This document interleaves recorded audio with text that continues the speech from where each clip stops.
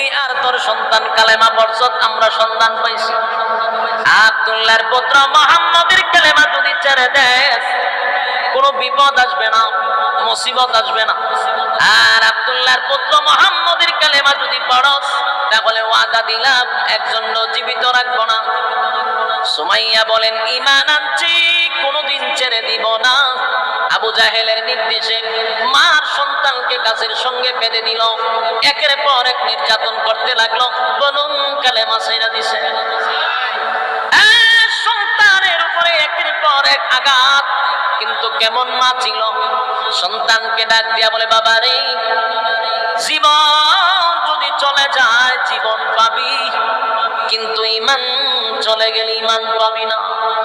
মা সন্তানকে শিখা, সন্তান নির্যাতনের আঘাতে আঘাতে ঈমান ছেড়ে দিবি না বাবা। অন্যদিকে মাকে উলঙ্গ করছে সন্তানের সামনে, নাউজুবিল্লাহ। শিষ্য সন্তান আবু জাহেলের নেতৃত্বে উলঙ্গ কইরা সুমাইয়ারে নির্যাতন করতে লাগলো।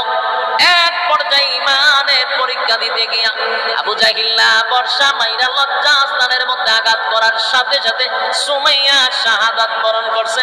ইসলামের সর্বপ্রথম মহিলাদের মধ্যে শাহাদাত বরণ করে সুমাইয়া রাদিয়াল্লাহু তাআলা আনহা।